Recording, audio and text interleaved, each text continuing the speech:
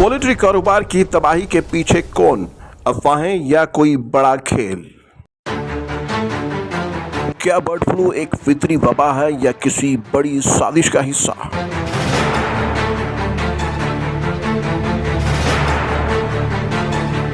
क्यों सिर्फ चिकन को निशाना बनाया जा रहा है जबकि दीगर गोश्त और खुराकी अशिया नजरअंदाज की जा रही है?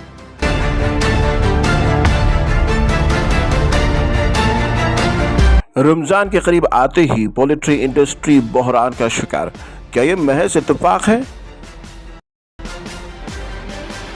जहां गोश्त की खरीदारी के लिए ग्राहकों की मौजूदगी और मुलाजिमीन की गहमा गहमी हुआ करती थी, आज वहीं सन्नाटे में तब्दील होकर रह गई। जी हां, हम बात कर रहे हैं हैदराबाद और सिकंदराबाद में पोल्ट्री कारोबार की जो शदीद बहरान का शिकार हो चुका है।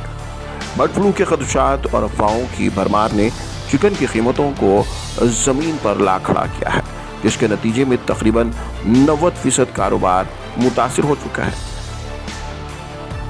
छोटे और बड़े पोल्ट्री फार्म्स मालिकान का कारोबार काफ़ी हद तक मुतासिर हो चुका है। अब सवाल ये उठता है कि आया यह महज एक फितरी वबा है या किसी साजिश का हिस्सा? हैरान कुन तौर पर बर्ड फ्लू की खबरें सिर्फ चिकन से जुड़ी जा रही है, जबकि दीगर गोश्त और खुराकी अशिया पर कोई तवज्जो नहीं दी जा रही है। हुकूमत की जानिब से कोई बाज़ाब्ता पाबंदी आयद नहीं की गई, मगर अवाम में जारी खौफ ने पोल्ट्री इंडस्ट्री को ज़बरदस्त नुकसान पहुँचाया है।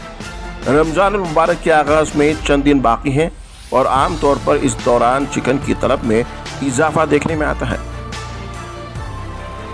मगर मौजूदा सूरत हाल में पोल्ट्री फार्मर्स, सप्लायर्स और रिटेलर्स सभी शदीद खसारे में हैं। अगर हालात जूं के तूं रहें तो न सिर्फ पोल्ट्री फार्म्स बंद होने का अंदेशा है, बल्कि हज़ारों खानदान बेरोजगारी का शिकार हो सकते हैं। पोल्ट्री फार्म्स और चिकन सेंटर्स में काम करने वाले अफराद इस बहरान से सबसे ज़्यादा मुतासिर हो रहे हैं। इनकी ज़िंदगी का दौरोमदार इनकी रोज़ाना की कमाई पर इन्हिसार करता है और मौजूदा सूरत हाल ने इनके माशी हालात को शदीद नुकसान पहुँचाया है।